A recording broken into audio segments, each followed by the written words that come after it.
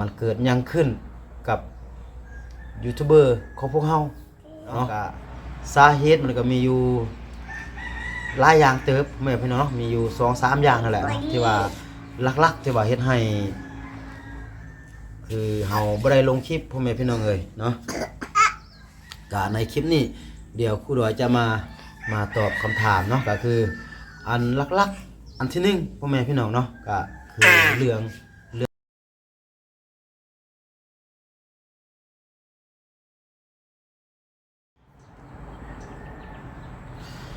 กราบทักทายสบายดีและสวัสดีเด้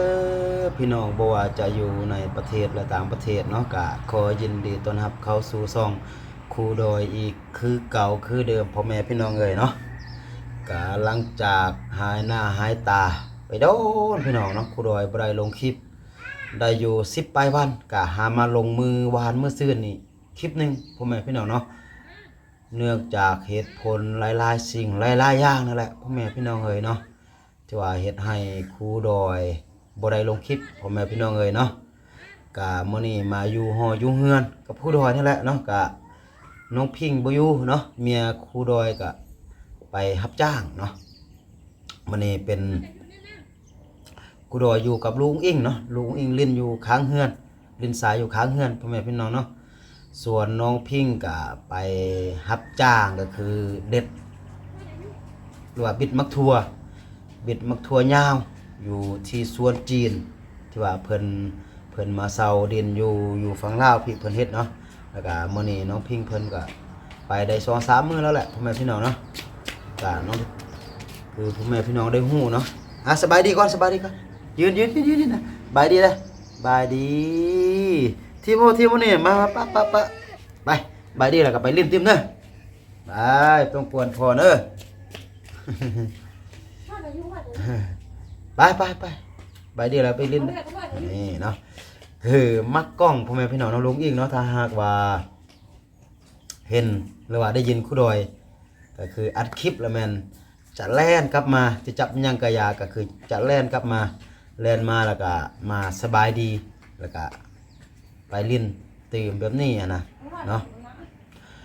ก็คือครูดอยได้ว่านะพ่อแม่พี่น้องก็คือน้องพิงไปรับจ้างอยู่ที่สวนทัวจีนเนาะแล้วก็ครูดอยอยู่กับลูกเนาะก็คืออยู่เฮือนของครูดอยกับน้องพิงก็มีแต่2 คน 3 คนทั้งลูกเนาะคนหนึ่งไปคนหนึ่งก็ต้องได้อยู่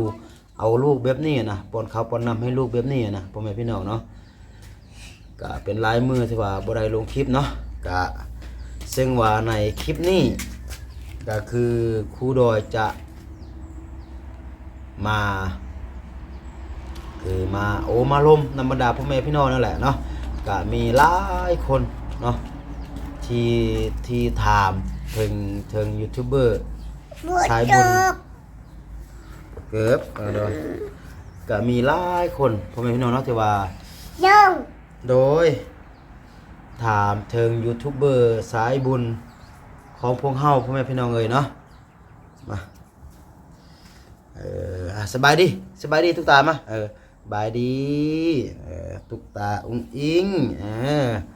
นั่งแบบนี้นะเอานั่งคนละข้างเลยเอาเนาะก็มีหลายฐานพ่อแม่พี่น้องเนาะที่ว่าถามถึงยูทูบเบอร์สายบุญถามภาคเหนือของพวกเฮาว่าเป็นหยังบ่เห็นยูทูบเบอร์ทางเหนือของพวกเฮาเนาะก็คือทีมงานของพวกเฮาก็คือลงคลิปในช่วงนี้นะก็คือแต่ละคนก็คือมิดคลิปหายดนนะเนาะแล้วก็มันเกิดยังขึ้นกับยูทูบเบอร์ของพวกเฮาเนาะที่ว่าเฮ็ดให้เฮาบ่ได้ลงคลิปเนาะไปพากันไปเล่นไปเล่นเล่นทรายเนอะเล่นพุ่นเนอะเล่นทรายเนอะเล่นรถเนอะมาไซเคิลแล้วพาทุกตาไปเล่นเนอะไซเคิลแล้วพากันไปเล่นเนอะไปบายดีไปทุกตาไปโอ้ยบ่เกิดถ่ายคลิปแล้วพ่อแม่พี่น้องเนาะกะแบบนี้นั่นแหละถ้า ได้อยู่นำลูกยามใดแล้วก็อัดคลิปก็เป็นแบบนี้นี่แหละพ่อแม่พี่น้องเนาะ เดี๋ยวก็ในคลิปนี้ครูดอยจะมาตอบคอมเมนต์เนาะว่าที่ว่า FC เพิ่นถามว่าเกิดหยังขึ้นกับยูทูบเบอร์สายบุญทางภาคเหนือของเฮาที่ว่าบ่ได้ลงคลิปหั่นน่ะเนาะก็สาเหตุมันก็มีอยู่หลายอย่างเติบแม่พี่น้องเนาะมีอยู่ 2-3 อย่างนั่นแหละเนาะที่ว่าหลักๆที่ว่าเฮ็ดให้คือเฮาบ่ได้ลงคลิปพ่อแม่พี่น้องเอ้ยเนาะก็ในคลิปนี้เดี๋ยวครูดอยจะมาตอบคำถามเนาะก็คืออันหลักๆอันที่1พ่อแม่พี่น้องเนาะก็คือเรื่องยอดวิวพ่อแม่พี่น้องเอ้ยเนาะก็คือพ่อแม่พี่น้องได้เห็นแหละยอดวิวทางภาคเหนือของเฮาเนาะหรือว่ายอดวิวของทีมงานพวกเฮาทางภาคเหนือเนาะโอ้ยเนาะก็คือมันยอดวิวมันบ่ไปพ่อแม่พี่น้องเนาะก็คือเฮาไปถ่ายคลิปเนาะก็คือคลิปได้ก็ไป 1,000 2,000 แบบนี้นะพ่อแม่พี่น้องมันบ่มีคนเบิ่งหลายครูดอยก็บ่เข้าใจคือกันเนาะว่ามันเป็นย้อนหยังอาจจะเป็นนำเสียงคำเว้าหรือว่าภาษานี่แหละตามที่ว่าครูดอยคิดเนาะอาจจะเป็นสำเนียงเสียงเว้าก็คือมันบ่ม่วนเนาะแล้วก็ทางภาคเหนือนี่มันจะแข็งกระด้างน้อยนึงพ่อแม่พี่น้องเนาะโดยเฉพาะเสียงของครูดอยนี่แหละพ่อแม่พี่น้องเนาะครูดอยก็ยอมรับว่าตัวเองเป็นคนปากที่ว่าแบบเสียงบ่ม่วนพ่อแม่พี่น้องเนาะเสียงเป็นเสียงที่ว่าแข็งกระด้างต้องขอโทษขออภัยน้อยหนึงเนาะพ่อแม่พี่น้องก็คือลุงอิงกับอันน้องตุ๊กตาเนาะก็คือมาเล่นน้ำกันก็คือมีเสียงรบกวนเนาะตอนนี้ครูดอยก็บอกให้ลุงอิงกับก็คือน้องตุ๊กตาไปเล่นอยู่อันแคมป์เพื่อนเท่าแหละเนาะก็คือครูดอยได้เว้าเมื่อกี้เนาะก็คือยอมรับว่าเสียงของตัวเองเนาะก็คือเป็นเสียงแข็งกระด้างปากอาจจะบ่ม่วนพ่อแม่พี่น้องเนาะแต่ว่าทุกสิ่งทุกอย่างก็เฮ็ดด้วยใจพ่อแม่พี่น้องเอ้ยเนาะก็อาจจะเสียงอาจจะบ่อ่อนช้อยจะบ่ม่วนเนาะก็หลักๆก็คือครูดอยได้ว่านั่นแหละก็คือเป็นยอดวิวมันบ่ไปพ่อแม่พี่น้องเอ้ยเนาะเท่ากับว่าการออกเดินทางพ่อแม่พี่น้องเอ้ยเนาะเพราะว่ามันบ่แม่นแต่ว่าเฮาไปถ่ายคลิปเนาะก็คือเฮาออกเดินทางก็คือมันมีค่าใช้จ่ายค่าเดินทางค่าอยู่ค่ากินนั่นแหละก็บัดนี้เมื่อยอดวิวมันบ่ไปบัดนี้เฮาก็บ่มีรายรับที่ว่าเฮาจะใช้ไปในการเดินทางของพวกเฮาพ่อแม่พี่น้องเอ้ยเนาะก็คือหลักๆก็คือเรื่องยอดวิวนั่นแหละเนาะแล้วก็อันที่2เนาะก็คือยานพาหนะพ่อแม่พี่น้องเนาะก็คือเป็นรถเป็นรางนั่นแหละเนาะโดยส่วนตัวของครูดอยนี่ก็คือเป็นรถเป็นรางนั่นแหละเพราะว่าครูดอยใส่เป็นมอเตอร์ไซค์แล้วก็มันบ่มีบัตรมันบ่มีใบพ่อแม่พี่น้องเอ้ยเนาะก็ช่วงนี้ก็คือทางภาคส่วนที่เกี่ยวข้องมันเข้มงวดพ่อแม่พี่น้องเอ้ยเนาะดังคลิปก่อนๆตั้งแต่เดือน2เดือนที่ว่าครูดอยได้ลงไปนั่นแหละคือไปทางใดก็คือเจอด่านเพิ่นยึดนะเนาะแล้วก็เพิ่นปรับไม้ไปในเทื่อใดก็3-4 แสนแบบนี้นะพ่อแม่พี่น้องเอ้ยเนาะแล้วบัดนี้เฮาไปบัดนี้มันก็หมดไปกับตัวนั้นนะซึ่งว่ารายได้เฮาได้เพียงแต่น้อยนิดเนาะพ่อแม่พี่น้องเนาะเพราะว่ายอดวิวมันบ่ได้ยอดวิวมันบ่ไปรายได้มันก็เลยค่อนข้างน้อยพ่อแม่พี่น้องเอ้ยเนาะเลยเฮ็ดให้มันลำบากในการไปในการมาก็คือรถของครูดอยมันบ่มีบัตรบ่มีใบเนาะแล้วก็อย่างที่3พ่อแม่พี่น้องเนาะก็คือดังพ่อแม่พี่น้องได้ฮู้นั่นแหละเนาะเมื่อยอดวิวบ่ไปบัดนี้ทีมงานก็กระแจกกระจายพากันไปเฮ็ดโน่นนั่นนี่เนาะก็คือครูดอยนี่สิไปก็ย่านนะพ่อแม่พี่น้องเนาะเพราะว่าช่วงนี้ก็ ทางฝั่งเฮานี่มีเรื่องที่ว่าแบบปนจี้แบบ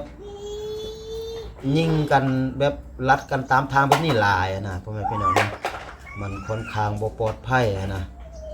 ก็เลยเฮ็ดให้ช่วงนี้นี่ก็บ่ได้ลงคลิปให้กับบรรดาพ่อแม่พี่น้องได้เบิ่งแล้วก็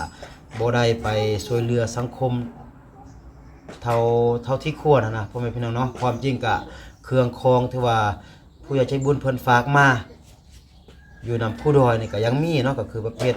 เสื้อผ้าแบบนี้นะเนาะแต่ว่าเนื่องจากว่าผู้ดอยไปยามใดก็คือบ่สามารถที่ว่าจะเอาไปหมดนะเนาะเอาไปทีละน้อ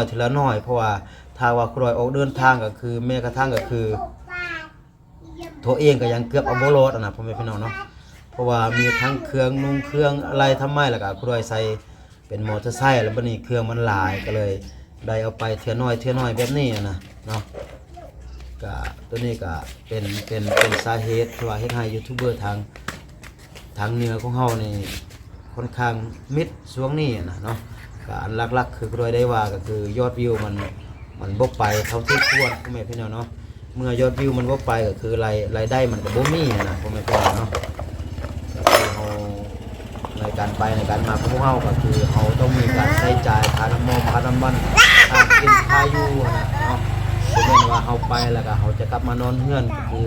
เฮาไปก็มีค่าบ้านครอบค่าบ้านพักแบบนี้นะเนาะแล้วก็บัดนี้ยอดวิวมันบ่ไปเลยให้มันยุ่งยากในการเดินทางในการใช้จ่ายของพวกเฮาพ่อแม่พี่น้องเนาะทุกก็โอเคพ่อแม่พี่น้องเนาะสำหรับคลิปนี้ก็จะประมาณนี้พ่อแม่พี่น้องเนาะเพราะว่าคือเด็กน้อยมาหลายมาเล่นกับลุงอิงนะครับเพิ่นก็มาควดเนาะก็ต้องขอโทษขออภัยพ่อแม่พี่น้องเนาะก็ถ้าว่าครูรออยู่บ้านก็ความจริงก็คือถ้าหากว่าสิอัดคลิปสิลงคลิปมันก็ได้พ่อแม่พี่น้องนะแต่ว่าถ้าว่าครูรอยอัดคลิปลงคลิปยามใดก็คือมันเป็นแบบนี้เนาะก็คือลุงอิงกวนแบบนี้เนาะมันก็เลยมีเสียงรบกวนแล้วก็มีมันบ่ค่อยสะดวกปานใดแบบนี้นะพ่อแม่พี่น้องเนาะนี่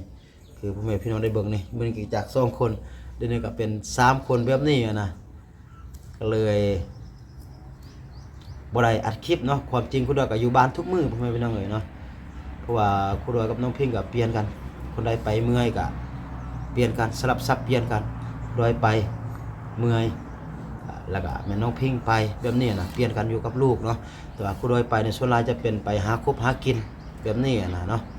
เพราะว่าซื้อมันก็โอ้โธ่ยุ่งยากพ่อแม่พี่น้องเนาะก็คือแม่นยังเพิ่นก็ขายแพงเนาะคืออันใดที่ว่าเฮาหาได้เองเฮาก็ไปหาแบบนี้นะเนาะก็2-3 มื้อนี่เป็นรอบของคุณดอยได้อยู่กับลุงอิงส่วนน้องพิงก็ไปรับจ้างเนาะโอเคสำหรับคลิปนี้ก็จะประมาณนี้เนาะสุดท้ายก็ขอให้ใส่พรให้หมดทุกคนจงอยู่ดีมีแฮงอยู่ดีมีสุขเนาะคิดสิ่งใดปรารถนาสิ่งใดก็ขอให้สมดังใจปรารถนาสำหรับคลิปนี้ครูดอยกับบรรดาลูกๆหลานๆต้องขอตัวลาไปก่อนเนาะสบายดีสบายดีก่อนสบายดีกันมาสบายดีปะมาก่อนมาสบายดีมานะเปิ้งสบายดีเปิ้งมาสบายดีมาสบายดีนกก่อนสบายดีเอาไหมสบายดีตุ๊กตามานั่งนี่ตุ๊กต